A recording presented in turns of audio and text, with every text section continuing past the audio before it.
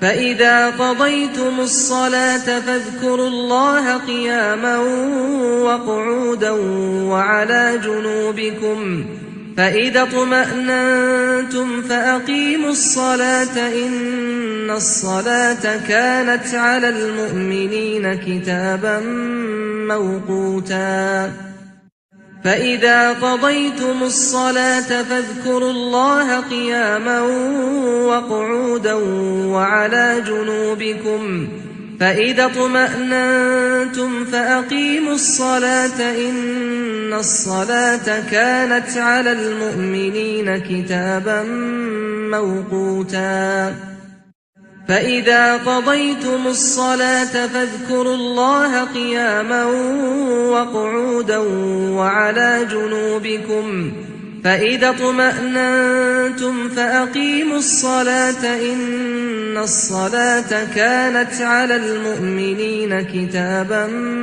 موقوتا فإذا قضيتم الصلاة فاذكروا الله قياما وقعودا وعلى جنوبكم فإذا اطمأننتم فأقيموا الصلاة إن الصلاة كانت على المؤمنين كتابا موقوتا فإذا قضيتم الصلاة فاذكروا الله قياما وقعودا وعلى جنوبكم فإذا اطمأننتم فأقيموا الصلاة إن الصلاة كانت على المؤمنين كتابا موقوتا فإذا قضيتم الصلاة فاذكروا الله قياما وقعودا وعلى جنوبكم فإذا اطمأننتم فأقيموا الصلاة إن الصلاة كانت على المؤمنين كتابا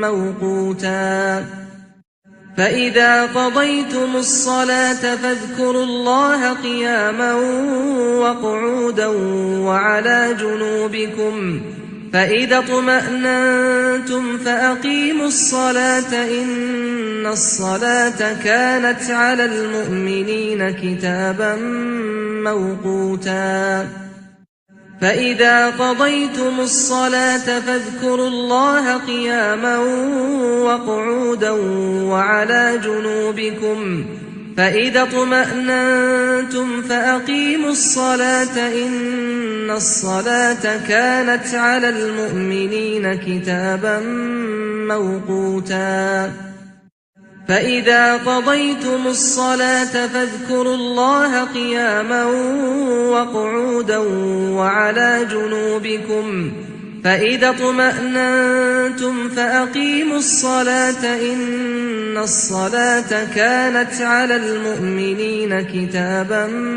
موقوتا فإذا قضيتم الصلاة فاذكروا الله قياما وقعودا وعلى جنوبكم فإذا اطمأننتم فأقيموا الصلاة إن الصلاة كانت على المؤمنين كتابا موقوتا فإذا قضيتم الصلاة فاذكروا الله قياما وقعودا وعلى جنوبكم فإذا اطمأننتم فأقيموا الصلاة إن الصلاة كانت على المؤمنين كتابا موقوتا فإذا قضيتم الصلاة فاذكروا الله قياما وقعودا وعلى جنوبكم فإذا اطمأننتم فأقيموا الصلاة إن الصلاة كانت على المؤمنين كتابا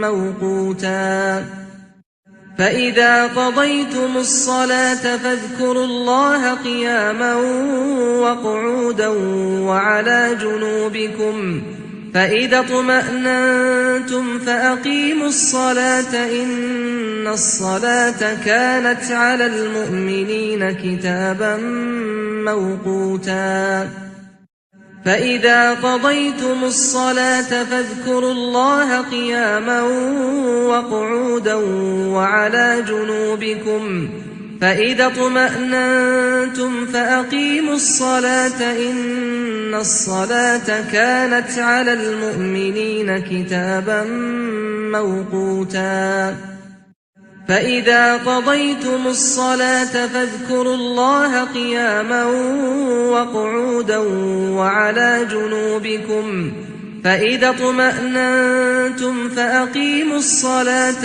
إن الصلاة كانت على المؤمنين كتابا موقوتا فإذا قضيتم الصلاة فاذكروا الله قياما وقعودا وعلى جنوبكم فإذا اطمأننتم فأقيموا الصلاة إن الصلاة كانت على المؤمنين كتابا موقوتا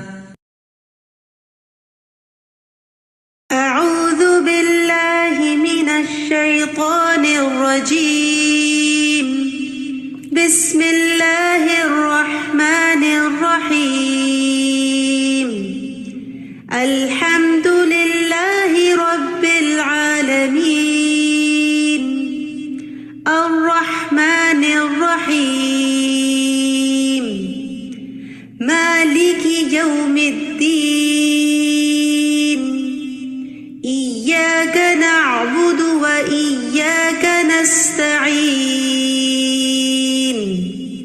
اهدنا الصراط المستقيم صراط الذين أنعمت عليهم غير المغضوب عليهم ولا الضالين.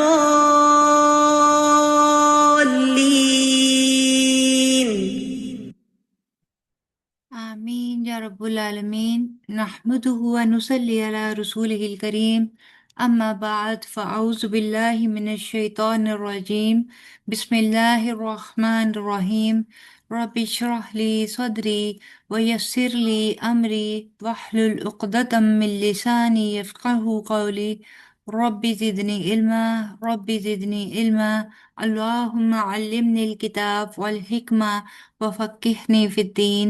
یا ربی لک الحمد کما ینبغی لجلال وجہک ولعظیم سلطانک. آمین یا رب العالمین. السلام علیکم ورحمۃ اللہ وبرکاتہ. کیسے ہیں آپ سب لوگ؟ امید کرتی ہوں کہ صحت اور ایمان کی بہترین حالت میں ہوں گے انشاءاللہ.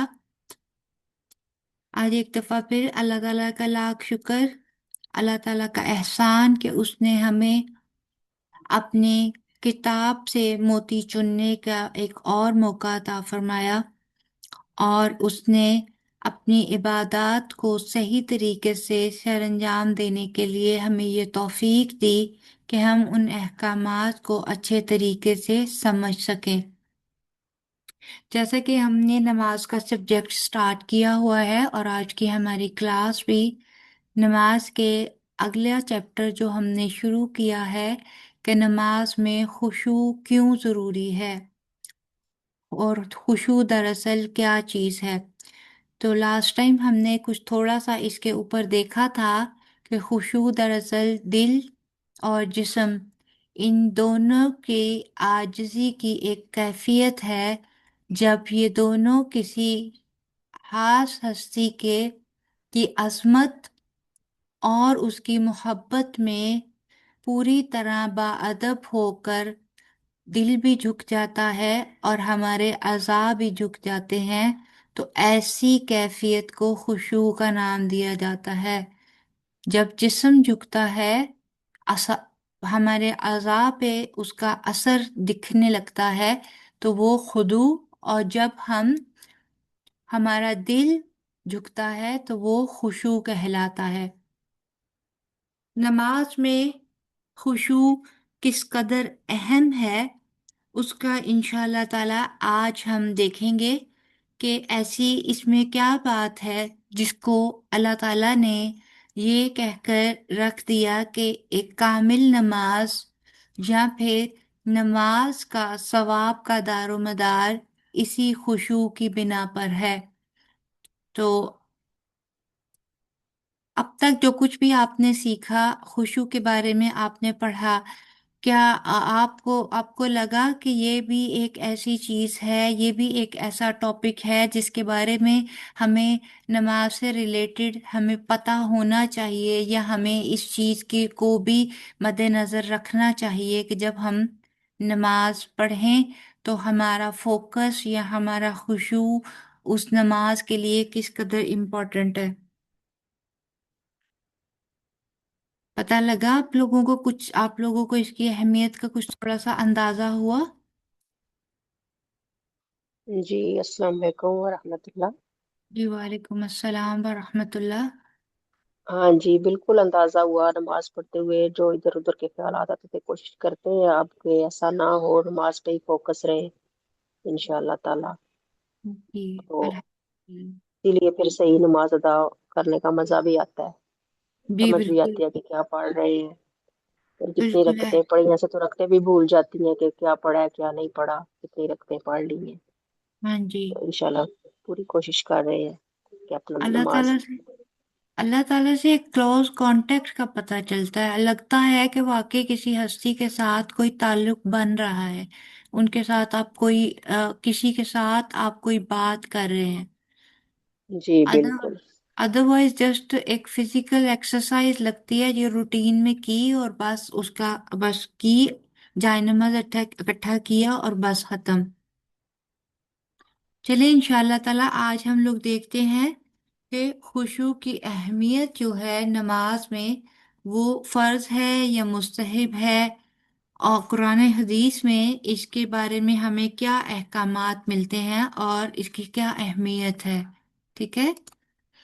तो सबसे पहले देखिए, अल्लाह ताला ने जो हमारी कामयाबी है, यानी कि एक मुसलमान की अगर वो मोमिन के दर्जे पर आना चाहता है तो उसकी कामयाबी को अल्लाह ताला ने खुशू खुदू के साथ नमाज अदा करने पर रख दिया। उसके ऊपर अल्लाह ताला ने उसके साथ उस चीज को अटैच कर दिया। जैसे कि अल्लाह ताला सूरह मोमिनीन की आयत नंबर 1 और 2 में फरमाते हैं, कद अफलहल मुमिनून अल्लज़ीना हुम फी सलातिहिम खाशिऊन, यानी कि बेशक ईमान वाले कामयाब हो गए जो अपनी नमाज में आजिज़ी करने वाले हैं। यानी कि नमाज में अगर आप हशीयत इख्तियार कर लेते हैं तो नमाज एक ऐसी चीज़ है कि इसके असरात फिर आपको थ्रू आउट अपनी सारी लाइफ में नज़र आएंगे। जूं जूं आपकी नमाज में आपका खुशू बढ़ता जाएगा, आपको नमाज की अदायगी आसान से आसान तर लगना शुरू हो जाएगी, और इसमें फिर आपको एक ऐसी अजीब सी लज्जत महसूस होगी कि फिर अल्लाह ताला खुद ही फरमाते हैं सूरह बकरा आयत नंबर 45 में कि और सब्र करने और नमाज पढ़ने से मदद लिया करो। बेशक वो नमाज मुश्किल है, मगर यहाँ सवाए उनके जो आजिज़ी करने वाले हैं, यानी कि एक आजिज़ बंदा, एक खुशू के साथ नमाज पढ़ने वाला बंदा, उसके लिए नमाज में किसी किस्म की मुश्किल नहीं रहती। ना नमाज का इरादा करना, ना नमाज को 5 वक्त में टाइम निकाल कर अदा करना, और फिर इसके अलावा जब जैसे जैसे हम नमाज पढ़ते चले जाते हैं, बेख्तियार ये खुशू की कैफियत हमारे अज़ा पर भी आने लगती है। हमारी आंखें बार बार नम होने लगती हैं, दिल में एक अजीब किस्म की हलचल मचने लगती है, और फिर हम अपनी इबादत में इस कदर गर्क हो जाते हैं कि अल्लाह ताला फिर उस नमाज को ना सिर्फ ये कि कबूल करते हैं, बल्कि उस नमाज की बरकतों को हमारी जिंदगी में भी शामिल करना शुरू कर देते हैं।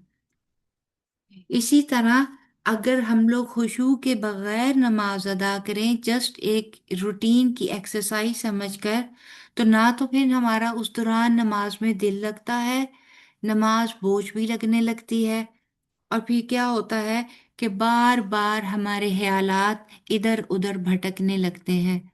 बार बार हमें हर वो बात, फिर शैतान उस वक्त ऐसा आकर हावी होता है कि वो काम या वो बातें जो रूटीन में हम भूले हुए होते हैं, वो चीज़ें भी हमें याद आने लगती हैं।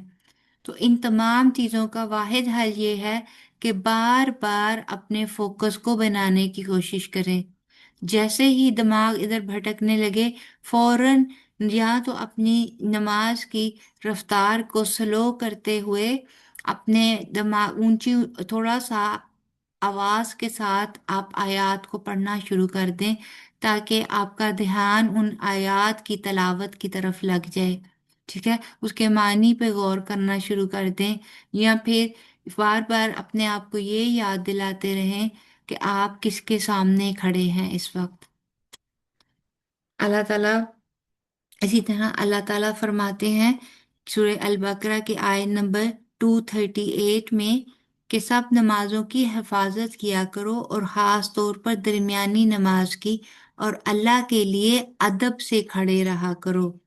कानितीन जो है, यानी कि आप जो पूरी आजिज़ी और अदब के साथ, कुनूत के साथ, कुनूत होता है बगैर बिल्कुल आप फोकस्ड, ऐसा आपका कयाम जिसका में आपका इधर उधर किसी किस्म का कोई ध्यान नहीं है, तो इस तरह आप अपनी नमाजों में अल्लाह ताला से मुखातिब हो। फिर इसी तरह नमाज में सुकून और एतदाल जो है वो बहुत ज्यादा जरूरी है। जब अल्लाह ताला ने हजरत जब अल्लाह ताला फरमाते हैं कि जब भी नमाज पढ़ने के लिए आप आओ तो पूरे इत्मीनान और सुकून से, इसी तरह जब आप मस्जिद के लिए जाएं तो दौड़ दौड़ कर जाने की बजाय पूरे वकार से चलते हुए आराम से जाएं। और नमाज को बेहतर बनाने के लिए जो एतदाल है, यानी कि ना बहुत तेज हो ना बहुत आहिस्ता हो, ठहर ठहर कर आयत को पढ़ा जाए, पूरा तदब्बुर किया जाए और पूरे सुकून के साथ पढ़ी जाए। ये हमारे यहाँ एक फिक्रा है ना, बड़ा कॉमन, हम लोग कहते हैं कि आ, बस तुम जरा बैठो, मैं 2 मिनट में फटाफट नमाज पढ़ कर आई। इंतहाई गलत, गलत किस्म का फिक्रा है, हमें ये नहीं बोलना चाहिए।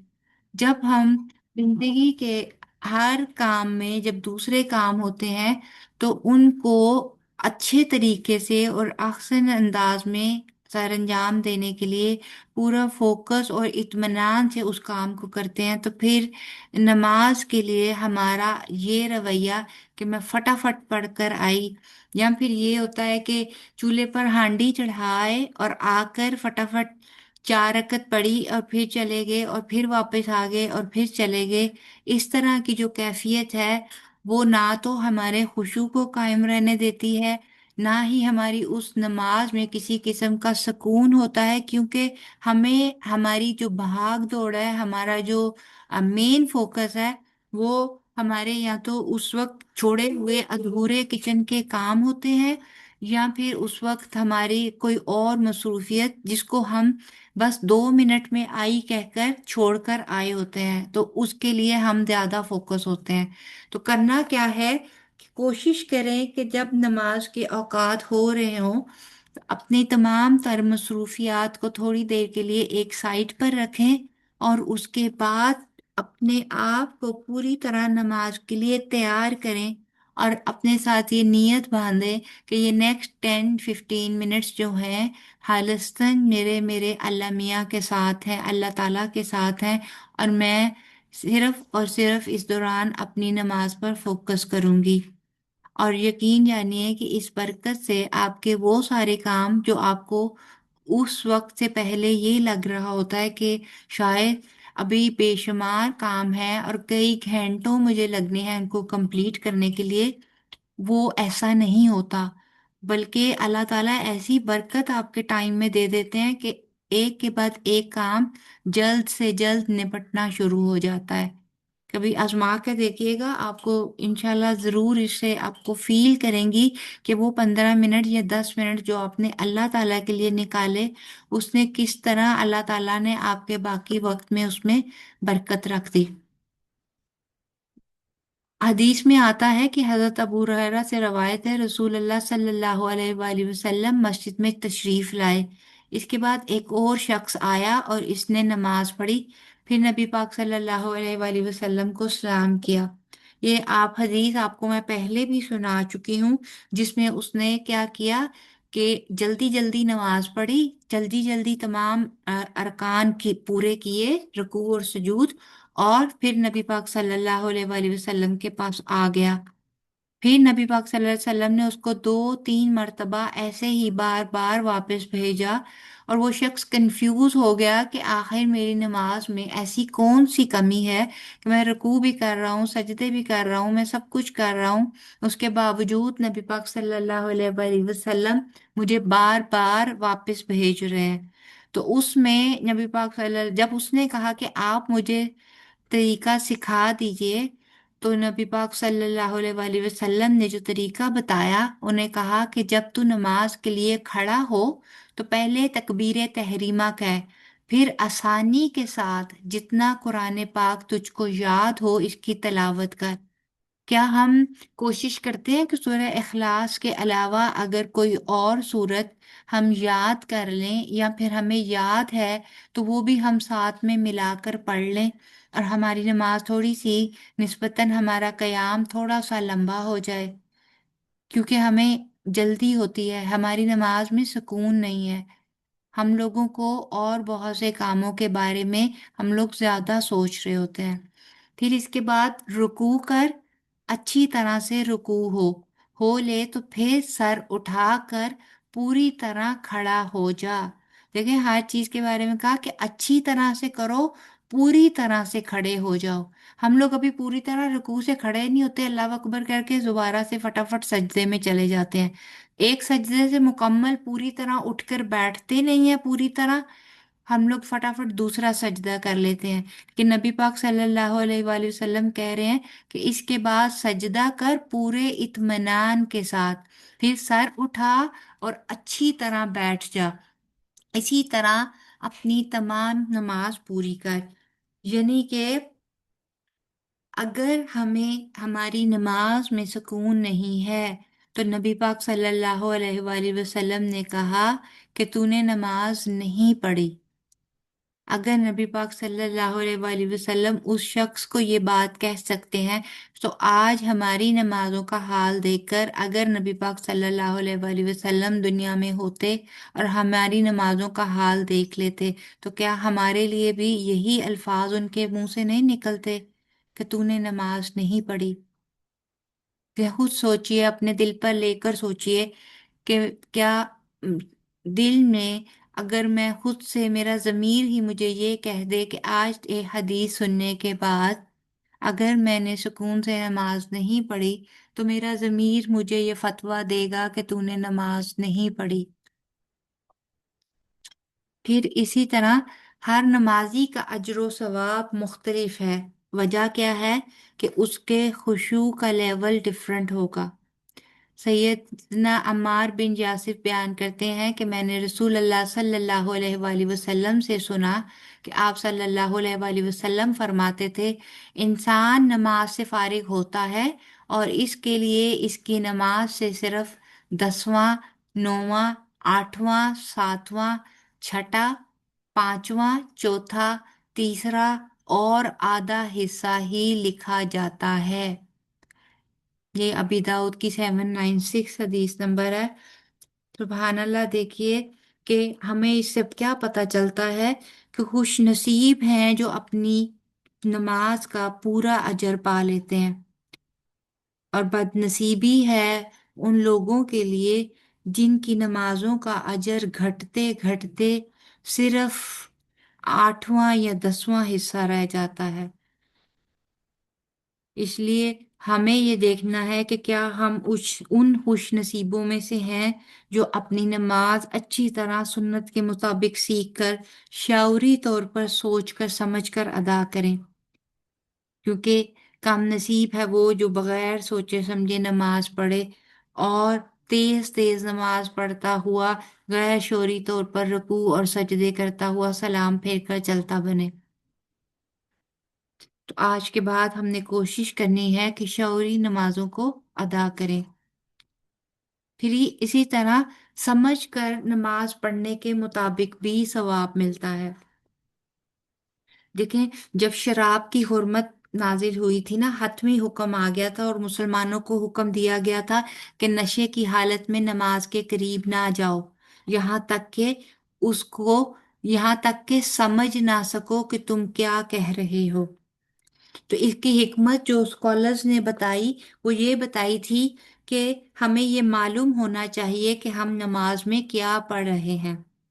तो नशे की हालत में तो इंसान को नहीं पता होता कि वो क्या कर रहा है या क्या पढ़ रहा है। तो इसीलिए आज हम लोग अगर ये देखें कि आज हम लोग नशे की हालत में नहीं नमाज पढ़ रहे होते, लेकिन अरबी जबान से नावाकफियत की वजह से और नमाज के अंदर जो जो हम पढ़ रहे हैं उसका लफ्जी तर्जुमा ना आने की वजह से जो कुछ भी है वो हम सोचे समझे बगैर पढ़ रहे होते हैं। उसके बारे में हमें बिल्कुल नहीं पता कि अरबिक की जो भी लाइनें, जो भी सतर हम लोग इस वक्त तलावत कर रहे हैं उसका दरअसल मीनिंग क्या है। और जब मानी का पता नहीं होता तो फिर हमारा फोकस भी नहीं होता, फिर हमें पता ही नहीं कि हम अल्लाह ताला से क्या मांग रहे हैं, अल्लाह ताला से इस वक्त क्या बात हो रही है। इस वक्त हमारे रकू में हमने अपने अल्लाह ताला की किस तरीके से बड़ाई बयान की। और फिर इसी वजह से करते करते क्या होता है कि हम बगैर सोचे समझे नमाज पढ़ते चले जाते हैं। नमाज के अज़कार जो है वो तो बड़ी दूर की बात है, नमाज खुद अज़ुत नमाज का जो तर्जुमा है हम उसको भी जानने की कोशिश नहीं करते।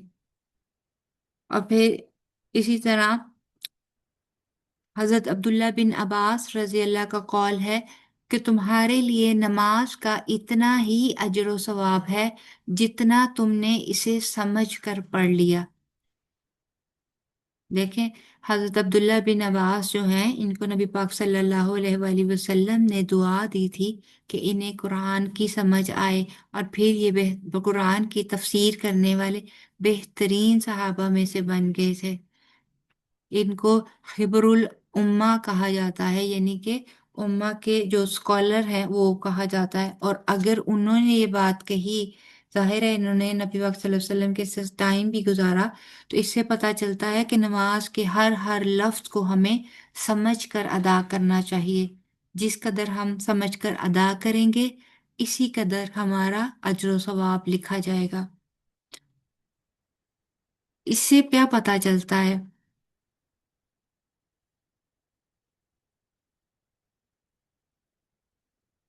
कि हमारी नमाजें जो हैं उनकी भी कुछ इकसाम है। एक नमाज हो जाती है नफा बख्श नमाज और एक नमाज हो जाती है गैर नफा बख्श नमाज। नफा बख्श नमाज कौन सी है? अगर हम उसके बारे में गौर करें तो वो ऐसी नमाज है जिसको हम समझ कर अगर पढ़ रहे हैं, जिसको हम पूरे सुकून और एतदाल के साथ पढ़ रहे हैं, जिसके बारे में हमें उसके अंदर हमारा कयाम, हमारा रुकू, हर चीज जो है वो प्रॉपर है, तो फिर वो चीज हमें फायदा पहुंचाएगी। ठीक है, ना सिर्फ ये कि नमाज के पॉइंट ऑफ व्यू से हमें फायदा पहुंचाएगी, उसके सवाब के पॉइंट ऑफ व्यू से फायदा पहुंचाएगी, बल्कि ये बाकी जिंदगी के मामलात में भी इसके असरात हमारी जिंदगी में आएंगे। हमारी जिंदगियों में बरकत दिखने लगेगी, हमारी जिंदगियों से आहिस्ता आहिस्ता हमारी जात से बुराइयां मिटने लगेंगी और हम एक ऐसे इंसान बन जाएंगे जिसका ताल्लुक अल्लाह ताला से दिन ब दिन मजबूत होता चला जाएगा और फिर हम हर किस्म की बुराई से दूर हो जाएंगे। इसी तरह जो गैर नफा बख्श नमाज है, क्योंकि उसमें ना तो अल्लाह ताला से ताल्लुक बनता है, ना ही उस नमाज का हमें कोई अजर व सवाब मिलता है। और होता क्या है कि हम उतना ही टाइम اور اتنی ہی محنت لگا رہے ہوتے ہیں جتنا کہ ایک نفع بخش نماز پڑھنے والا لگاتا ہے، لیکن کیا ہوتا ہے کہ اس سے ہمیں کوئی فائدہ نہیں پہنچے گا، اور نہ ہی اس سے ہماری شخصیت پر کسی قسم کی کوئی بہتری آئے گی۔ تو ہمیں کیا کرنا ہے، ہمیں خود چوز کرنا ہے کہ پھر ہم نے اب اپنی نمازوں کو نفع بخش نماز بنانا ہے یا غیر نفع بخش نماز بنانا ہے، کیونکہ جو غیر نفع بخش نماز ہے اس سے نبی پاک صلی اللہ علیہ وآلہ وسلم نے بھی پناہ مانگی تھی۔ حضرت انس بن مالک بیان کرتے ہیں کہ نبی پاک صلی اللہ علیہ وآلہ وسلم یہ دعا کیا کرتے تھے کہ اے اللہ، میں تیری پناہ چاہتا ہوں ایسی نماز سے جو فائدہ نہ دے۔ اللہم انی اعوذ بک من صلاۃ لا تنفع۔ ٹھیک ہے، تو ہم نے اپنی جو نماز ہے اس کو ایسا بنانا ہے جو دین اور دنیا میں ہمیں فائدہ پہنچائے۔ اور جب دیکھیے کبھی کبھی ایسا ہوتا ہے کہ ہماری ذاتی کوششیں اور ہماری نیت ہونے کے باوجود حالات و واقعات ایسے ہوتے ہیں کہ ہماری کوششیں پوری طرح کامیاب نہیں ہوتی ہیں، تو ایسے میں ہماری کوششوں کے ساتھ ساتھ جب ہم اللہ تعالیٰ سے دعا بھی شروع کر دیتے ہیں نا، تو وہ چیز ہمارے لیے زیادہ کارگر ثابت ہوتی ہے۔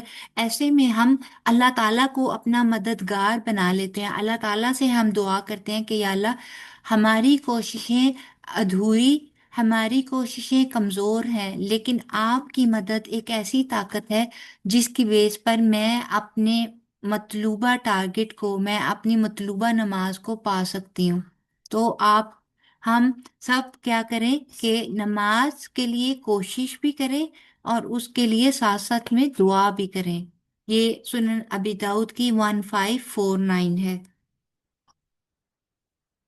اسی طرح قرآن پاک بھی بتاتا ہے کہ غیر نفع بخش نماز جو ہے وہ نمازیوں کی ایک قسم ایسی ہے جن کے لیے ہلاکت اور تباہی ہے۔ ٹھیک ہے، وہ کیا ہے کہ وہ کہتے ہیں کہ ان کے لیے ویل ہے۔ ٹھیک ہے، فویل للمصلین کہا نا، تو ویل جو ہے یہ وہ لوگ، یہ ایسی ایک وادی ہے جہنم میں جو کہ بہت ہی زیادہ وہ کہنا چاہیے ایک گہرائی کی اور انتہائی تکلیف دہ اور انتہائی غضبناک قسم کا وہاں پر عذاب ہوگا اس وادی میں جہاں پہ وہی۔ تو یہ اللہ تعالیٰ نے جب ان نمازیوں کے لیے اس قسم کی ہلاکت یعنی کہ اس عذاب کی وہ دے دی کہ وہ لوگ جو نماز پڑھتے ہیں لیکن غفلت کے ساتھ، کبھی نماز پڑھتے ہیں اور کبھی پڑھتے ہی نہیں ہیں، جب یاد آ گیا نماز پڑھ لی، جب مصروفیت ہے تو نماز یاد ہی نہیں آئی ہے، پڑھی بھی تو اس وقت پڑھی کہ جب میں نے یہاں تو اللہ تعالیٰ سے کوئی کام پڑ گیا ہے، یہاں دنیا والوں کو دکھاوا کرنا ہے کہ میں بہت ہی زیادہ نمازی پرہیزگار ہوں، اور یہاں پھر اس وقت کرنا ہے جب کہ ہمیں کوئی دنیا کی ضرورتیں ایسی آ پڑی ہیں جس میں ہمیں لگتا ہے کہ اگر ہم یہاں پہ اب اس وقت نمازیں شروع کر لیں گے تو اللہ تعالیٰ اپنی مدد جو ہے وہ ہمارے ساتھ شامل حال کر دیں گے۔ دیکھیے اللہ تعالیٰ ہمارے کسی بھی عمل کو ضائع نہیں کرتے، لیکن ہماری نیتیں جو ہیں وہ ہمارے اعمال کو خود ضائع کر دیتی ہیں۔ ہو سکتا ہے کہ جس نیت کے ساتھ میں نے وہ نمازیں شروع کی، اللہ تعالیٰ وہ میرا دنیاوی کام نکال دے انہی نمازوں کے عوض جو میں نے اس وقت شروع کی تھی، لیکن جیسے ہی میں نے وہ نمازیں چھوڑ دیں، میں واپس اپنی اسی روٹین میں آ گئی جس روٹین میں میں کبھی تھی، تو یقین جانیے کہ اللہ تعالیٰ نے اپنے سر پر کوئی احسان نہیں رکھا۔ اللہ تعالیٰ نے آپ کو آپ کی نیت کے مطابق آپ کا وہ فائدہ دے دیا، لیکن ان نمازوں کا آخرت میں نیت کی وجہ سے کوئی اجر و ثواب باقی نہیں رہتا۔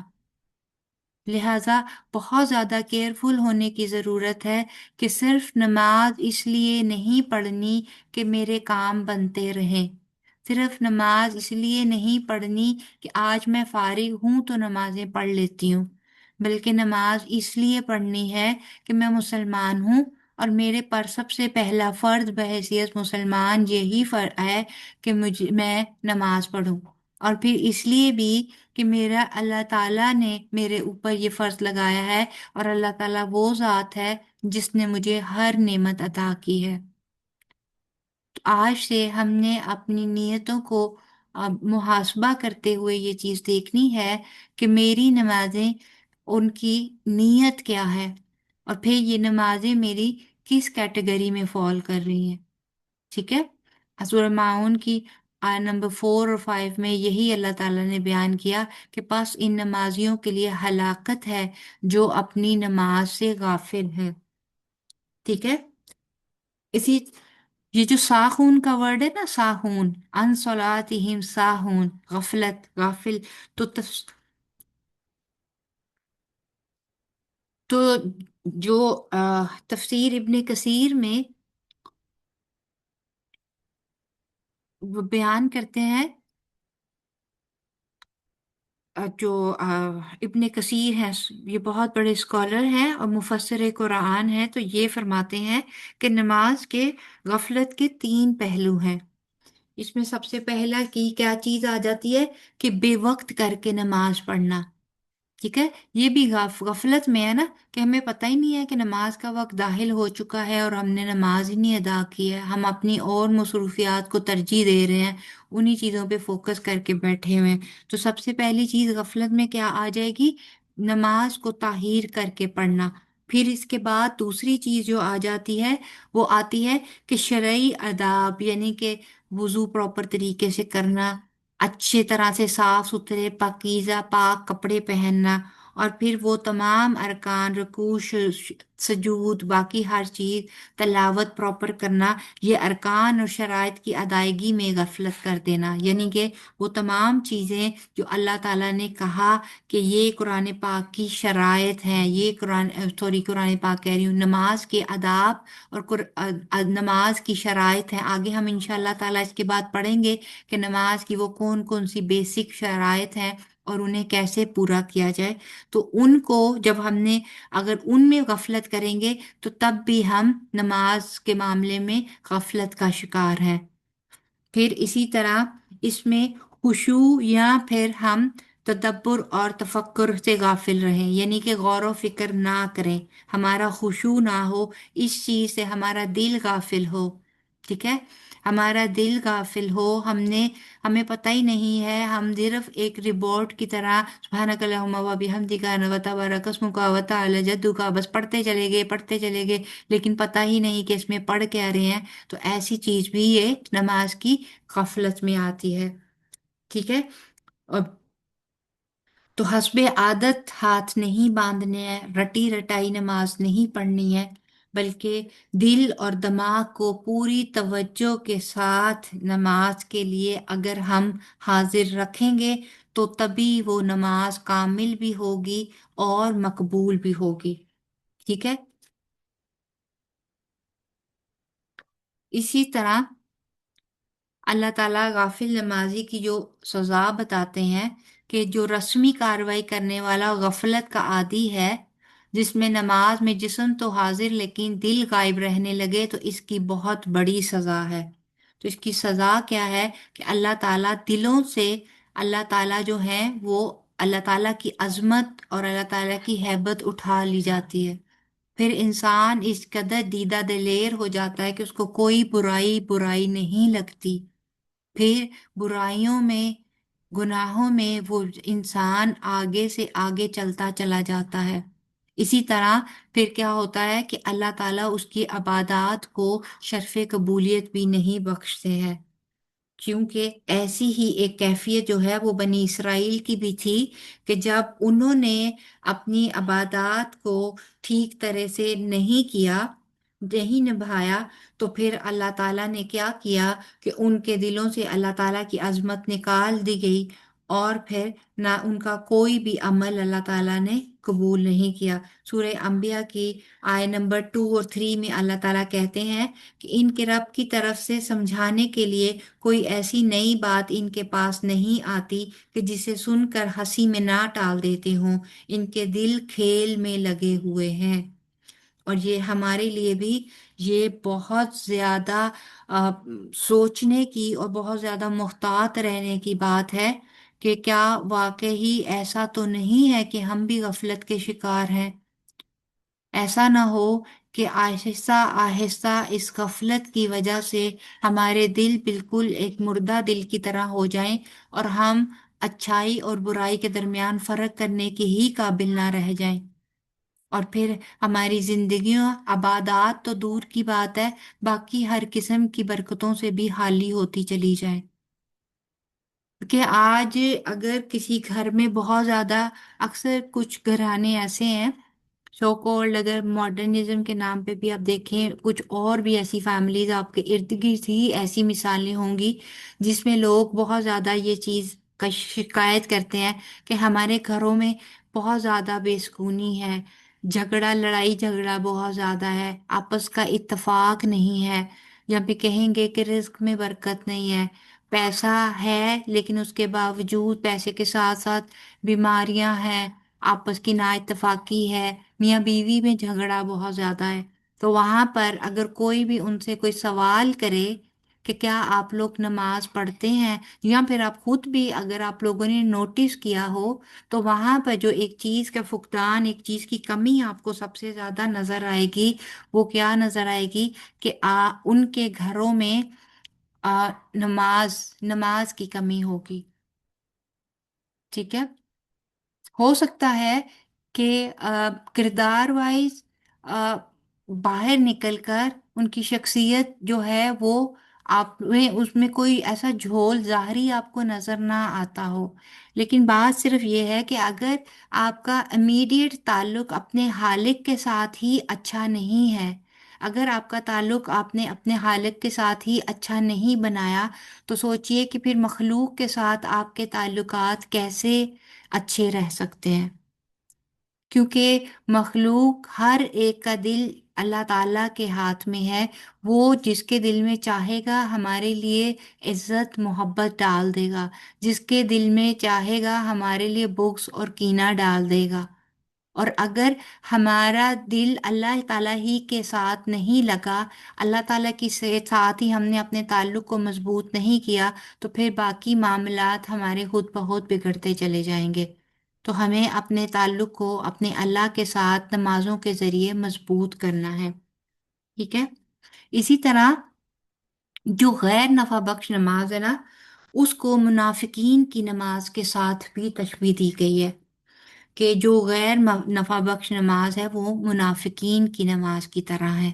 اللہ تعالیٰ ہمیں ایسی نماز سے محفوظ رکھے، کیونکہ اس نماز میں ان کے کیا ہوتا ہے، صرف مجبوری ہوتی ہے، دکھاوا ہوتا ہے، نہ اس میں شوق ہوتا ہے، نہ ہی کسی قسم کی کوئی رغبت ہوتی ہے۔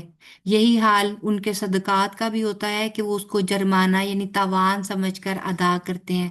تو اللہ تعالیٰ قرآن پاک میں سورہ توبہ کی آیت نمبر 4 اور 5 میں ان کے دلوں کا بھید کھولتے ہوئے کہتے ہیں کہ وہ ان کے حرش کے قبول ہونے سے کوئی چیز مانع نہیں، یعنی کہ کوئی چیز ان کے حرش کو قبول کرنے سے منع نہیں کرتی سوائے اس کے کہ انہوں نے اللہ اور اس کے رسول سے کفر کیا۔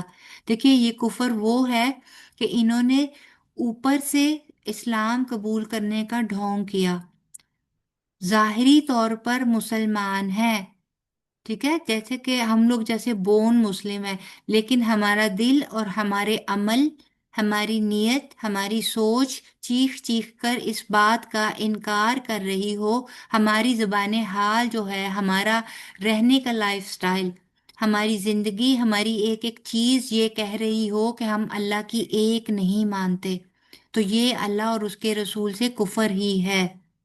ٹھیک ہے، کفر کے درجے ہوتے ہیں نا، ایک کفر اصغر ہے اور ایک کفر اکبر ہے۔ کفر اکبر ہے جو سرے سے ہی بندہ مانتا ہی نہیں ہے، شرک کرتا ہے کمپلیٹلی، اور اصغر کیا ہے، جہاں جہاں ہم اللہ تعالیٰ اور اس کے رسول کے احکامات کی نفی کریں گے، وہاں وہاں ہم اللہ اور اس کے رسول کے ساتھ کفر کرتے چلے جا رہے ہیں، اور نماز میں سست ہو کر آتے ہیں اور ناخوش ہو کر حرج کرتے ہیں۔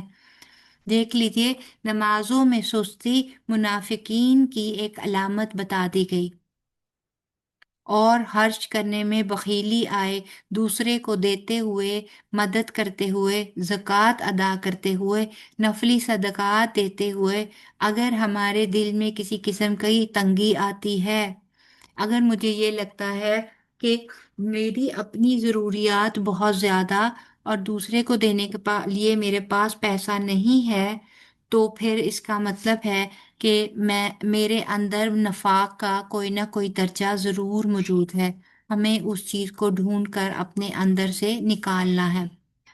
اب اس آیت میں دیکھیں ہمیں کیا دکھایا گیا ہے کہ نمازی کا جو ان کی نمازوں کا مقصد جو ہے وہ اللہ تعالیٰ کی یاد نہیں ہے، بلکہ ان کی نمازوں کے دو ہی مقصد ہیں۔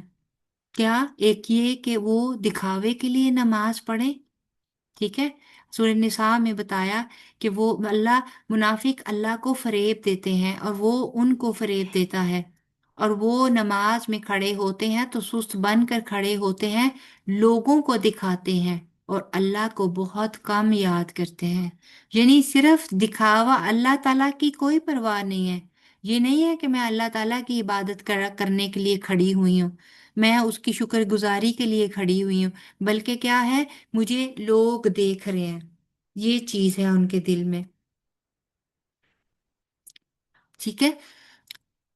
اس میں اللہ تعالیٰ نے دیکھیں اس عبادت میں اللہ تعالیٰ نے منافقین کی، اس آیت کریمہ میں اللہ تعالیٰ نے منافقین کی 3 صفات کو کھول کھول کر بیان کر دی ہے، اور یہ کیا ہے کہ اس میں ہم نے اپنے آپ کو بھی بڑے اچھے طریقے سے ٹٹولنا ہے۔ جب بھی ہم قرآن اور سنت سے کوئی بھی چیز سیکھیں، کوئی بھی حکم لیں، ہمیں کیا کرنا ہے کہ ہمیں اپنے آپ کو سب سے پہلے اس کٹوتی پر پرکھنا ہے کہ کیا میں ان پر پوری اترتی ہوں۔ کبھی بھی کسی بھی چیز کو ہم نے کسی دوسرے کو رکھ کر جج نہیں کرنا۔ ہمیشہ سب سے پہلا انسان جو اصلاح کا سب سے زیادہ محتاج ہے وہ میں ہوں، ٹھیک ہے۔ یہ سوچ ہماری ہر چیز میں ہونی چاہیے، مجھے میری اصلاح سب سے پہلے کرنی ہے، کیونکہ اگر میں ٹھیک ہوں، ہر انسان یہ کرے کہ میں اپنی اصلاح کروں، تو پھر دیکھیے یہ میں ہی مل کر، ایک فرد مل کر ایک معاشرہ تشکیل دیتا ہے، ایک فرد مل کر ایک گھرانہ، ایک گھر بنتا ہے۔ تو جب ہر انسان اپنی اصلاح پر خود لگ جائے گا تو پھر کسی کو بھی کسی دوسری کے اصلاح کے لیے فکر مند ہونے کی ضرورت نہیں پڑے گی۔ دو کہ ہمیں دوسروں کی بھی فکر کرنی چاہیے، لیکن پہلے اپنی اصلاح، کیونکہ ہماری شخصیت بھی ایک رول ماڈل ہو سکتی ہے ان کے لیے جو ہمارے انڈر ہیں۔ کیونکہ بچوں کو اگر آپ لفظی طور پر کہیں گے نا نماز پڑھو، لیکن اگر وہ ہمارے ہسبینڈ کو یا پھر اپنے والد کو نماز پڑھتے ہوئے نہیں دیکھ رہے، ٹھیک ہے، تو آج کے بچے اتنے سمارٹ ہیں کہ وہ فوراً آپ سے یہ کراس کوشچننگ کریں گے کہ ابو تو نماز نہیں پڑھتے، بابا تو نماز نہیں پڑھ رہے، آپ مجھے کیوں ہر وقت نماز کے بارے میں کہتی رہتی ہیں؟ یا پھر وہ کہیں گے آپ نماز کیوں نہیں پڑھتی، ہر وقت مجھے ہی نماز کہتی رہتی ہیں۔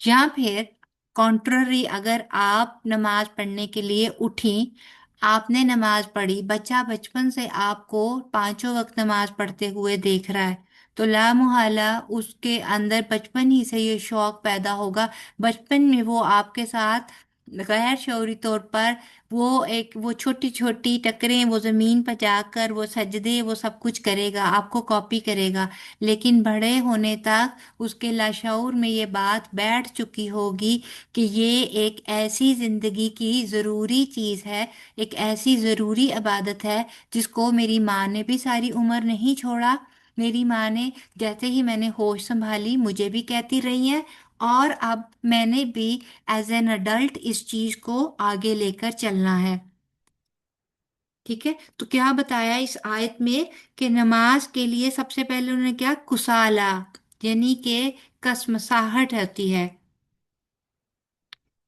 کیا کرتے ہیں، بہت ہی زیادہ سستی کے ساتھ، بے رغبتی کی دلیل، اتنا زیادہ سستی کہ دل ہی نہیں چاہ رہا کہ اٹھوں پڑھوں کروں کچھ بھی کروں۔ پھر یراؤن، یعنی کہ ریاکاری کرتے ہیں، ریاکاری کرتے ہیں یعنی لوگوں کو دکھاتے ہیں، جس میں ان کا سماجی اور سیاسی مفاد، یعنی کہ ایک اور حدیث میں کہا گیا ہے نا کہ منافقین کے لیے جو سب سے زیادہ جو بھاری نمازیں ہیں وہ فجر اور عشاء کی ہیں۔ فجر کے ٹائم کیا ہوتا ہے، نیند بہت زیادہ پیاری ہوتی ہے تو اٹھنے کا دل ہی نہیں چاہتا، ٹھیک ہے۔ اللہ تعالیٰ ہمیں معاف کرے کہ اللہ تعالیٰ ہماری نیندوں کو ہماری اس کے تابع کر دے، اللہ تعالیٰ کے احکامات کے، کہ ہم لوگ اپنی یہ جو خواہش نفس ہے اپنے آرام کا اس کو چھوڑ کر ہم اللہ تعالیٰ کے احکامات کو پرائورٹی دیں۔ تو یہ کہ وہ نہیں، اور عشاء میں کیا ہوتا ہے کہ سب لوگ سو گئے ہیں، اندھیرا ہے، کسی نے دیکھنا ہی نہیں کہ کون آیا اور کون نہیں آیا، لہٰذا گئے یا نہیں گئے ایک برابر ہے، چلو ٹھیک ہے، نماز پڑھی ہے نہیں پڑھی کوئی مسئلہ نہیں ہے، کون سا لوگوں نے دیکھ لیا اور کسی نے کچھ کہنا ہے۔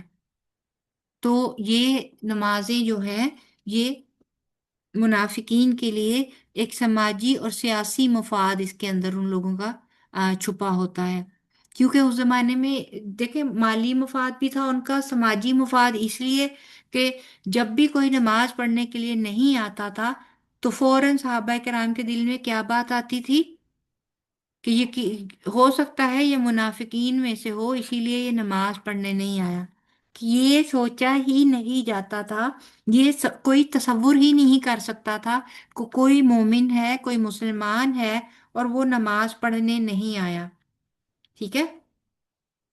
اسی طرح اسی طرح پھر کیا ہے، ولا یذکرون اللہ الا قلیلا، اور نہیں وہ ذکر کرتے اللہ کا مگر بہت تھوڑا، یعنی کہ ان کی نمازیں یاد الہی سے بالکل خالی ہوتی ہیں۔ اور یہ یاد الہی سے حالی ہونا یہ نہیں ہے کہ وہ الفاظ وہ کلمات نہیں ادا کر رہے ہوتے، بلکہ یہ کیا ان کے دل حاضر نہیں ہوتے، ان کا فوکس نہیں ہوتا، ان کا خشوع نہیں ہوتا، دماغ ان کا صرف دو اور دو چار میں لگے ہوں گے، نماز ادھر ہے لیکن کام کس طرف ہے، یا بزنس کی کوئی چیز کہ ابھی میں نے جا کر فلاں کو یہ بات چیز بھیجنی ہے، فلاں کو یہ چیز بھیجنی ہے، فلاں سے فلاں چیز کلیکٹ کرنی ہے، وہ چیز ہے۔ اور اگر ہم عورتیں ہیں تو ہمارا ہوگا اچھا ابھی بچے کے کپڑے استری کرنے ہیں، ابھی اس کے لیے میں ابھی فلاں کے لیے کھانا بنانا ہے، ابھی سحر کا کام کرنا ہے، ابھی افطار کا کام کرنا ہے، ہماری ذہن میں یہی چیزیں چل رہی ہوتی ہیں۔ تو یہ چیزوں کو ہم لوگوں نے نکالنا ہے، ٹھیک ہے، ایٹ لیسٹ نماز کے وہ 10-15 منٹ ہمیں اپنے ذہن کو ضرور خالی کرنا ہے۔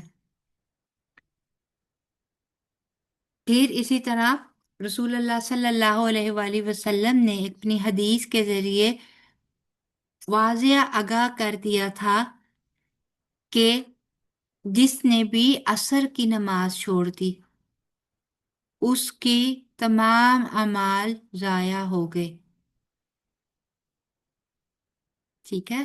تو دیکھیں کیا کبھی ہم نے سوچا کہ کوئی نماز ہماری جب قضا ہو جاتی ہے کہیں جاتے ہوئے تو واپس آ کر کیا ہمیں یہ احساس رہتا ہے کہ میرا کتنا بڑا نقصان ہو گیا؟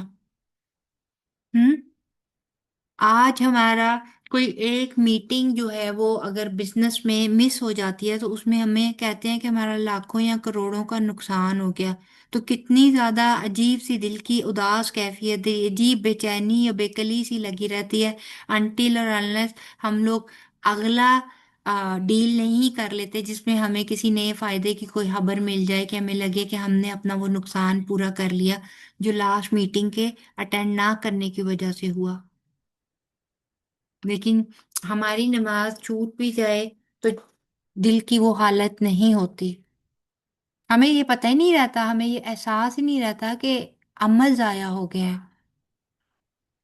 لگتا ہے کبھی آتا ہے آپ میں سے کسی کے دل میں یہ چیز کہ فلاں نماز قضا ہوگی جس سے پتہ نہیں میرا کتنا کچھ ضائع ہوا ہوگا، وہ تمام عمل جو میں نے اتنی محنت سے کیے تھے؟ نہیں ہوتا نا، لیکن یہ ہونا چاہیے، یہ اس سے پتہ چلتا ہے کہ ہم کسی چیز کو کتنی امپورٹنس دیتے ہیں، کتنا زیادہ ہم لوگ اس چیز کو لے کر چلتے ہیں۔ फिर इसी तरह अल्लाह ताला भी और नबी पाक सल्लल्लाहु अलैहि वसल्लम भी फरमाते हैं कि नमाज की जो चोरी है वो क्या है, और इस चोरी को सबसे ज्यादा बुरा और बड़ा चोर कहा गया है। आज हम दुनिया में जो चोर हैं उनके लिए कैसी कैसी सजाएं सोचते हैं कि आज तो ये अल्लाह ताला ने वैसे भी जो रियल चोर है, रियल चोर से मुराद जो है जो चीजें, पैसे और ऐसी चीजें जो सिर्फ दुनिया का माल मता है, जिसका उस आखिरत में हमें कोई फायदा नहीं होने वाला, अगर वो चोरी करके कोई ले जाता है तो उस पर हमारी शरीयत क्या कहती है? हाथ काट दिए जाएं। ऐसा ही है ना, हाथों के काटने की वो कहा जाता है। तो आप खुद सोचें कि वो चीज जो कि हमारी अगली दुनिया की मता है, वो इबादत जिसका जो हमारे अगली दुनिया के बाजार में काम आने वाला सिक्का है, अगर उसको हम यहाँ पर चोरी से नहीं बचाते तो क्या होगा? अगली दुनिया में तही दामन होंगे। और फिर इस दुनिया में अगर वो चोर जिसने दुनियावी पैसा चोरी किया उसके हाथ काट दिए जाए, तो खुद सोचें कि वो चोर जिसने अपनी नमाज चोरी करवा दी, नमाज चोरी कर ली, वो क्या होगा? उसकी सजा फिर अल्लाह ताला क्या कह देंगे? अल्लाह ताला अल्लाहुम्मा ला तजल्ना मिनहुम, कि अल्लाह ताला हमें उनमें से ना करे कि जो ऐसा काम कर रहे हो। हज़रत आयशा रजी अल्लाह अन्हा ने बतलाया कि मैंने रसूल अल्लाह सल्लल्लाहु अलैहि वसल्लम से नमाज में इधर उधर देखने के बारे में पूछा। होता है ना, एक तो होता है गैर इरादी एक आध नजर उठ जाना के सामने की तरफ, एक होता है समटाइम आपने अक्सर बच्चों को भी देखा होगा, नए नए बच्चे जब शुरू करते हैं, या फिर ये होता है कि कभी कोई आता है कमरे में दाखिल होता है तो गैर इरादी तौर पर क्या होता है, किसी वक्त नमाज पढ़ते पढ़ते ऐसे निगाह जो है, और सम टाइम इरादतन भी निगाह तिरछी करके देखती हैं कि कमरे के अंदर कौन एंटर हुआ है ना, बाहर खटका हुआ तो एकदम से नजर उठा के देखा कि बाहर की तरफ कौन है। तो ये इधर उधर देखना जो है, इसके बारे में नबी पाक सल्लल्लाहु अलैहि वसल्लम ने फरमाया कि ये तो डाका है जो शैतान बंदे की नमाज पर डालता है। सही बुखारी की 751 हदीस नंबर है। इसी तरह हदीस में कहा कि जो नमाज का चोर है वो सबसे बड़ा और सबसे बुरा चोर है। अबू हुरैरा रजी अल्लाह अन्हु से रवायत है कि नबी पाक सल्लल्लाहु अलैहि वसल्लम ने फरमाया, सबसे बुरा चोर वो है जो अपनी नमाज में चोरी करता हो। किसी सहाबी ने पूछा, नमाज में चोरी करने का क्या मतलब है? तो आपने जवाब दिया, नमाज में चोरी करने का मतलब ये है कि आदमी रुकू और सजदा मुकम्मल तौर पर अदा ना करे। समझ आई? रुकू और सजदा यानी कि जल्दी जल्दी उठक बैठक करने वाला जो है वो नमाज का चोर है। वो तो शैतान ने डाका डाला ना, हमने इधर उधर देखा तो एक वो डाका हो गया, तो उसमें से भी हमारी नमाज की चोरी हो गई, यानी हमारा खजाना छीन लिया गया। और एक ये चोरी है जो बजाते खुद हम खुद अपने अमल में से कर रहे हैं, जिसमें हम उसको मुकम्मल नहीं कर रहे। एक वो चोरी है जिसको हम खुद कर रहे हैं। दोनों सूरतों में क्या हो रहा है? नुकसान हमारा ही हो रहा है। इसी तरह मुस्नद अहमद की रवायत है, इसमें अबू कतादा रजी अल्लाह अन्हु से कि यही बात उन्होंने भी कही कि सबसे बुरा चोर वो है जो अपनी नमाज की चोरी करता है। आज से हमने अपनी नमाजों को कोशिश करनी है कि बहुत ही ज्यादा इत्मीनान से और पूरी तरह, देखिए रुकू में क्या कहा गया है कि पूरा रुकू में इस तरह जाएं, कमर ऐसे सीधी हो कि अगर एक प्याला रख दिया जाए तो वो प्याला छलके ना, वो प्याला गिरने ना पाए। बिल्कुल सीधा खड़ा होना है रुकू के बाद, ये पोजीशन कि एक एक जोड़ वापस अपनी हालत में वापस आ जाए। इसी तरह सजदे से उठने की हालत भी हमें यही बताई गई कि एक एक जोड़ वापस अपनी असल हालत में वापस जब तक ना आ जाए। क्या हमारा दो सजदों के दरमियान ऐसी कैफियत होती है?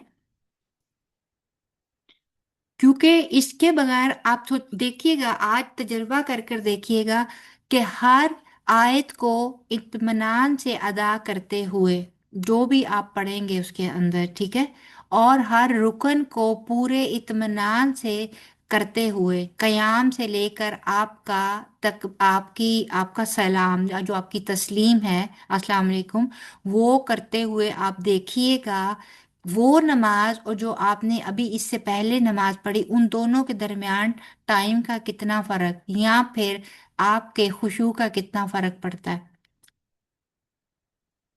ठीक है। फिर इसी तरह तवज्जो से नमाज को हम अब चोरी से बचा सकते हैं।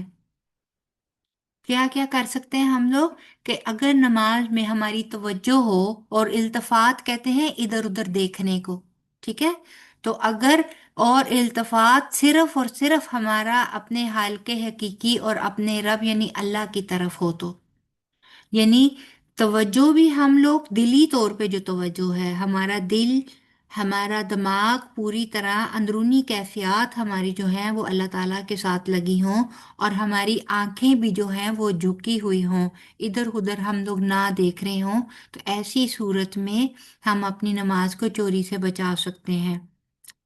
ठीक है। फिर इसी तरह अगर हम पूरी तवज्जो से नमाज पढ़ेंगे तो अजर व सवाब है, और अगर नहीं पढ़ेंगे तो उतना ही हमारा अजर जो है निस्बतन कम होता जाएगा। और तवज्जो ना होने की एक वजह ये भी है कि जब हम थोड़ी सी भी तवज्जो अपनी नमाज में से हटाते हैं ना, तो फौरन से पहले शैतान हम पर मुसल्लत हो जाता है और वो अपना काम शुरू कर देता है हमारे ऊपर। कहते हैं ना कि जब तक हमारी तवज्जो नमाज में हमारी तवज्जो अल्लाह ताला की तरफ रहती है, अल्लाह ताला भी अपना चेहरा हमारी तरफ रखते हैं। यूं ही हम नमाज में हमारी तवज्जो इधर उधर होती है, अल्लाह ताला भी हमसे मुंह फेर लेते हैं। तो जैसे ही एक तो अल्लाह ताला की प्रोटेक्शन खत्म हुई, एक हमारी तवज्जो इधर उधर हुई, दोनों चीजों में शैतान जो है उसको ये मौका मिल जाता है कि वो हमारी नमाज को जाया कर दे। तो हमें उस चीज से अपने आप को बचाना है। फिर हमसे इस्लाम में हमसे ये तकाजा है, ठीक है, बहैसियत मुसलमान हमसे ये तकाजा किया जाता है कि हम एहसान वाली नमाज पढ़ें। और ये एहसान वाली नमाज वही है जिसमें हम हमारा खुशू हमारा खुदू को मुकम्मल तौर पर अल्लाह ताला की तरफ फोकस हो। जैसे कि वो हमने सही बुखारी की आय नंबर उसकी हदीस नंबर 50 में देखा था कि नबी पाक सल्लल्लाहु अलैहि वसल्लम ने जवाब दिया, क्या दिया था, इबादत में एहसान क्या है, ये कि अल्लाह ताला इस तरह करो कि गोया तुम अल्लाह ताला को देख रहे हो, और अगर ये दर्जा ना हासिल हो तो फिर ये समझो कि वो तुमको देख रहा है। तो हमने कोशिश करनी है कि एटलीस्ट इन दोनों में से कोई एक कैफियत जो है हमारी जरूर हो। उला दर्जा क्या है कि हमें ये हो कि हम रब को देख रहे हैं, हमारे सामने है, और हम अल्लाह ताला से हम कलाम है। और अगर वो नहीं है तो एटलीस्ट ये देखें कि जो कुछ इस वक्त हम कर रहे हैं इसको अल्लाह ताला देख रहे हैं, इसको अल्लाह ताला इसका मुहासबा कर रहे हैं, अल्लाह ताला का ध्यान इस वक्त मेरी नमाज में है। ठीक है। अभी 3 मिनट हैं, थोड़ा सा और कर लेते हैं, ठीक है। अब हम देखेंगे कि कामुल खुशू से जो नमाज होती है उसका अजर और उसके फजाइल क्या है। ठीक है। सबसे पहले तो यही कि जो नमाज हम लोग पूरी खुशू से पढ़ेंगे वही नमाज जो है वो अल्लाह ताला के नज़दीक अफजल जिक्र है। ठीक है। सबसे क्योंकि जब हम पूरे खुशू के साथ नमाज पढ़ते हैं तो उसी वक्त अल्लाह ताला की हमें मार्फत हासिल होती है।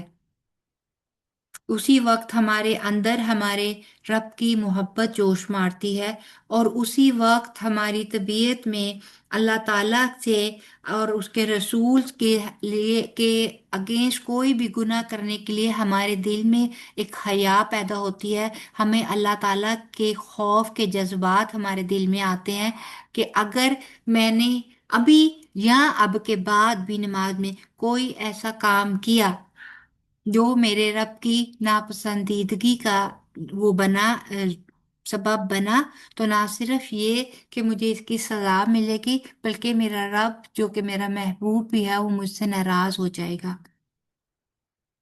इसी तरह फिर हमारा एतकाद मजबूत हो जाता है कि अल्लाह ताला हमें देख रहा है।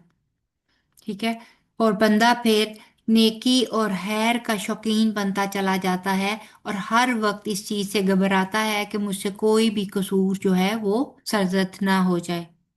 इसी तरह जब हम इस कदर कॉन्शियस हो जाते हैं तो खुद ब खुद गुनाहों के मामले में हम लोग सुस्त पड़ जाते हैं। यानी कि हमारा जब वो एक तरफ से रुझान ही हट गया, हमने उस तरफ अपने आप को उस तरफ लेकर ही नहीं जा रहे, ज्यादा टाइम हमारा अपने अल्लाह ताला के साथ मनाजात करने में गुजर गया, ज्यादातर हमें हमारे दिमाग में ये चीज बैठ गई हर वक्त हर लम्हा कि मुझे अल्लाह देख रहा है, मेरा अल्लाह के साथ ताल्लुक है, मुझे ऐसा कुछ नहीं करना कि वो मुझसे नाराज हो जाए। तो फिर हम खुद ब खुद गुनाहों से दूर होते चले जाते हैं। ठीक है। इसी तरह नमाज खुशू में जो नमाज नबवी है, जो न सही नबी पाक सल्लल्लाहु अलैहि वसल्लम की जो तरीके पर पढ़ी गई नमाज है, जिस तरह उनके अहकामात हैं उस तरीके पर नमाज जब खुशू के साथ पढ़ी जाती है तो उसकी कैफियत क्या होनी चाहिए, उस पर थोड़ी सी रोशनी डालेंगे कि जो हमारा रुकू और सजदा है उसमें इंतहाई दर्जे की आजिज़ी का इजहार होना चाहिए। ठीक है। और सजदा जो है वो हमारे रब से हमारे कुर्ब का इंतहाई इंतहाई इंतहाई मुजर्रब जो है वो जरिया होना चाहिए। वो कैसे, जैसे अल्लाह पाक सल्लल्लाहु अलैहि वसल्लम फरमाते हैं कि सूरह अलक में वस्जुद वक़्तरिब, और सजदा कीजिए और कुर्ब हासिल कीजिए। क्या सजदे में जाते हुए मुझे लगता है कि मैं अल्लाह ताला के इतना करीब हूं? देखिए ये सजदा जो है वो इंसानियत की मेराज है। अल्लाह ताला ने शैतान को कहा था कि तुम सजदा करो, लेकिन उसने इनकार कर दिया था। जब शैतान को अल्लाह ताला ने कहा कि उसको आदम अलैहिस्सलाम को सजदा करो, तो उसने इनकार कर दिया। और जब भी फिर वो दुत्कार दिया गया ना, तो अब जब भी वो बंदे को सजदे में देखता है तो रोता है और कहता है हाय अफसोस। अब अबू हुरैरा से रवायत है कि रसूलुल्लाह सल्लल्लाहु अलैहि वसल्लम ने फरमाया कि जब इब्ने आदम सजदे की आयत तिलावत करके सजदा करता है तो शैतान रोते हुए वहां से हट जाता है और कहता है हाय इसकी हलाकत। और वो और एक और रवायत में आता है कि हाय मेरी हलाकत, इब्ने आदम को सजदे का हुक्म मिला तो इसने सजदा किया, इस पर इसे जन्नत मिल गई, और मुझे सजदे का हुक्म मिला तो मैंने इनकार कर दिया, सो मेरे लिए आग है। अब आप खुद सोचिए कि क्या आज नमाज ना पढ़ते हुए हम अपने ज़ुबाने हाल से सजदों का इनकार नहीं कर रहे? ये सजदों का इनकार ही है ना। जब हम नमाजों से गफलत करेंगे, नमाज नहीं पढ़ेंगे, तो ऑब्वियसली मैंने सजदे का इनकार किया। तो यही गुनाह उस शैतान ने भी किया था, तो उसकी सजा क्या हुई? उसको दुत्कार दिया गया, क़यामत तक उसको दुत्कार दिया गया, और आज वो इंसानियत का दुश्मन है। लेकिन इंसान के लिए सबसे, इंसान को क्यों अशरफुल मखलूकात कहा जाता है? क्योंकि उसने उसने अपने रब की बात मानी। फिर अल्लाह ताला ने उसको वो शर्फ दे दिया कि तुम्हारे पास हमेशा चॉइसेस होंगी, क्योंकि अल्लाह ताला को अपनी तालीमात पर, अल्लाह ताला को उन तालीमात पर यकीन था कि मेरा मोमिन बंदा जो है वो मेरे अहकामात से कभी भटक ही नहीं सकता। मैं जो कहूँगा, जैसा कहूँगा, मेरा बंदा वो करेगा। लेकिन आज हम सिर्फ नाम के मुसलमान रह गए, और हमने अपने रब के इस गुमान को, वो जो अल्लाह ताला को मोमिनों से, मुसलमानों से एक गुमान था, आज हमने उसको किसी हद तक वो कह दिया कि, क्योंकि अल्लाह ताला का गुमान तो गलत नहीं हो सकता ना। अल्लाह ताला ने तो मोमिन के बारे में कहा। तो इसका मतलब ये है कि सोचने की बात फिर ये आ जाती है कि फिर क्या मैं मोमिन हूँ? मैं फिर किस बिना पर अपने आप को मोमिन कह सकती हूँ? अगर मेरी नमाज ही कंप्लीट नहीं है तो फिर मैं मोमिन कैसे हो सकती हूँ? और अगर मैं मोमिन नहीं हूँ तो मैं क्या जन्नत अल्लाह ताला से मांग सकती हूँ? और अगर जन्नत नहीं है मेरे लिए तो फिर दूसरा ठिकाना मेरे लिए फिर कौन सा है, जो सजदे को इनकार करने वाले को मिला? ठीक है। तो ये चीज़ें हमने बहुत ज़्यादा सोचनी है, ताकि अल्लाह ताला हमारी नमाजों को, हमारी उनको अल्लाह ताला बेहतर बना दे। ठीक है।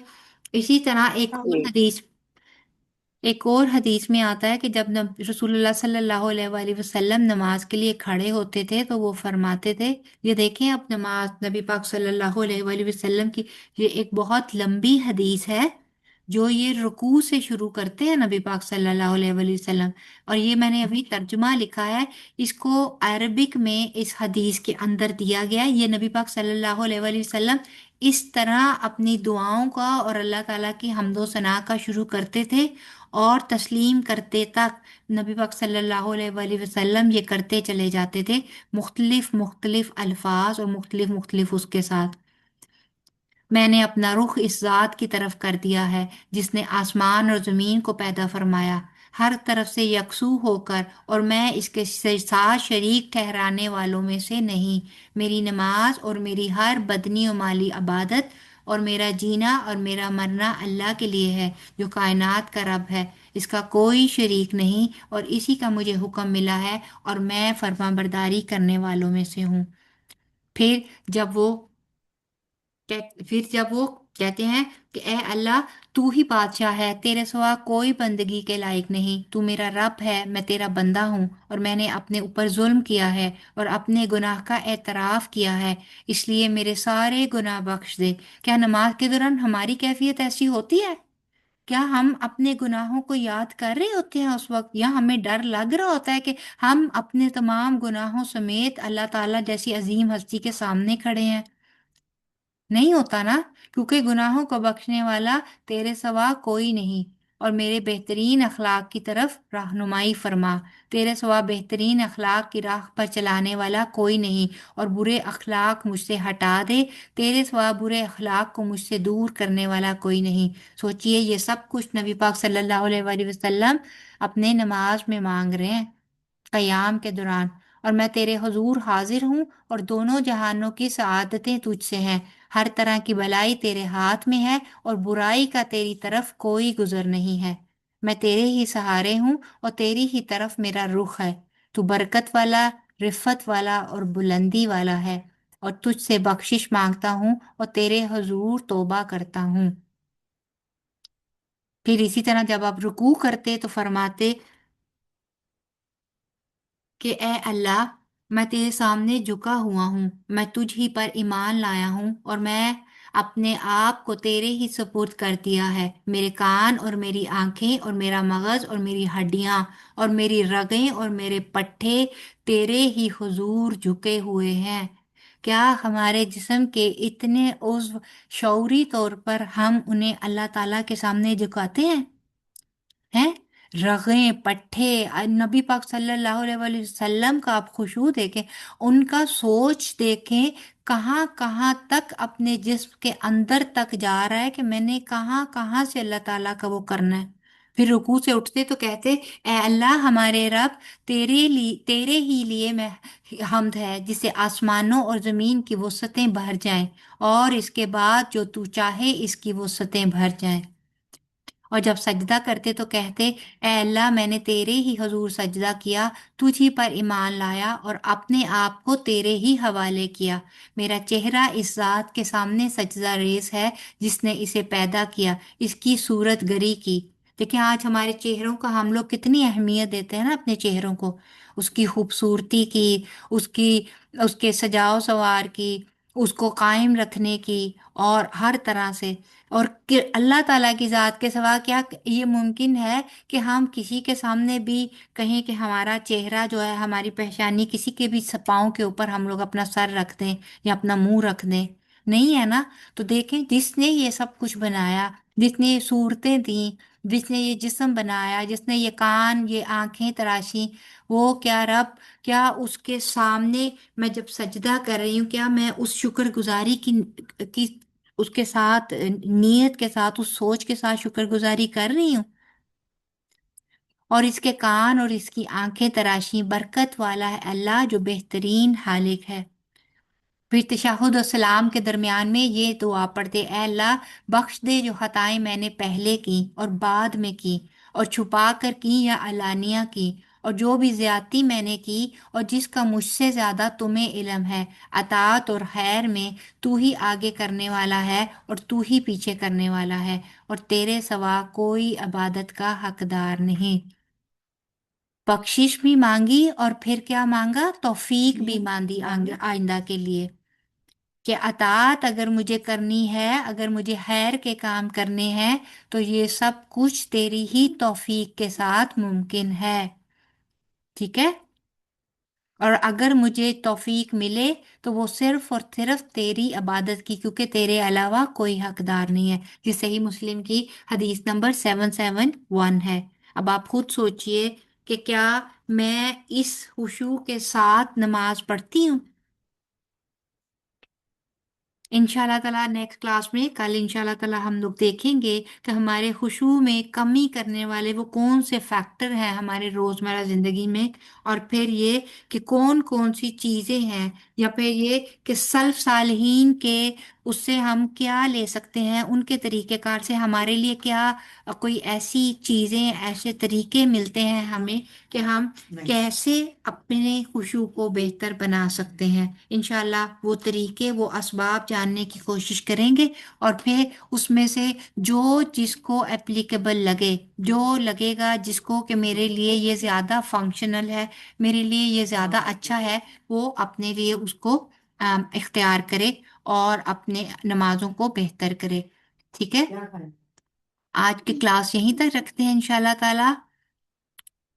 انشاءاللہ تعالیٰ ہم لوگ انشاءاللہ تعالیٰ ہم لوگ کل پھر 3 بجے اپنی اسی کلاس کے ساتھ ملیں گے۔ کل بھی کلاس انشاءاللہ تعالیٰ 1 گھنٹہ ہی رکھیں گے۔ آج بھی میں دیکھ رہی ہوں کہ 2-3 منٹ اوپر ہوئے ہیں اور لوگوں نے سب نے چھوڑنا شروع کر دیا ہے۔ بری بات ہے، کلاس کا ایک ڈیکورم ہوتا ہے، استاد کا ایک احترام ہوتا ہے، تو پلیز جو کلاس ہو رہی ہوتی ہے تو ایٹ لیسٹ اتنا ضرور کوشش کیا کریں کہ کلاس کے ساتھ، اور اینڈ میں جو دعا ہوتی ہے وہ ہمارے علم کو ثبت کرنے کے لیے ہوتی ہے، کیونکہ کلاس کے دوران اگر کوئی کمی کوتاہی رہ گئی ہو، یا جتنا بھی علم ہم نے لیا ہوتا ہے، ان دعاؤں کے ذریعے ہم اس علم کو اپنے اندر جذب کرنے کی دعا کرتے ہیں، تو اس دعا کو مت مس کیا کیجیے، ٹھیک ہے؟ اللہ تعالیٰ جو بھی ہم نے پڑھا اس کو سوچنے کی، اس کی فکر کرنے کی اور اس پر عمل کرنے کی ہمیں توفیق عطا فرمائے، اور ہمارے اعمال میں جو بھی کمی اور کوتاہی رہ جاتی ہے اللہ تعالیٰ اس کو اپنی رحمتوں سے پورا فرما دیں، اور ہمیں ایسی آمین نمازوں کی توفیق عطا فرمائیں جو اللہ تعالیٰ کے ہاں مقبول ہوں، جن سے اللہ تعالیٰ راضی ہوں، اور قیامت کے دن وہ ہمارے لیے حجت بنیں۔ اللہ تعالیٰ ہماری نمازوں کو اور ہمارے جو بھی ہماری آل اولاد ہے، ہمارے رشتہ دار ہیں، ہمارے تمام فیملی والے ہیں، ہماری تمام مسلمان امت ہے، ان کی نمازوں میں وہ روح عطا کر دے جو کہ ہماری امت مسلمہ کو اس کا کھویا ہوا وقار حاصل کرنے میں مدد عطا فرمائے۔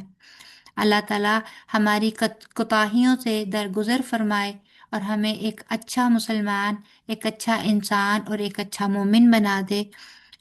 اللہ تعالیٰ ہم سے ہماری رمضان کی یہ تمام عبادات کو قبول کریں اور ہمیں روزے کو اس کے تمام تقاضوں کے مطابق نبھانے کی توفیق عطا فرمائے۔ ہمارا یہ روزہ رکھنا محض ایک بھوک اور پیاس بن کر نہ رہ جائے، بلکہ روز قیامت ہمارے لیے شفاعت کا باعث بنے۔ آمین۔ سبحانک اللہم و بحمدک، نشہد ان لا الہ الا انت، نستغفرک و نتوب الیک۔ السلام علیکم ورحمۃ اللہ وبرکاتہ۔ وعلیکم وعلیکم السلام السلام ورحمۃ ورحمۃ اللہ اللہ وبرکاتہ۔ وبرکاتہ۔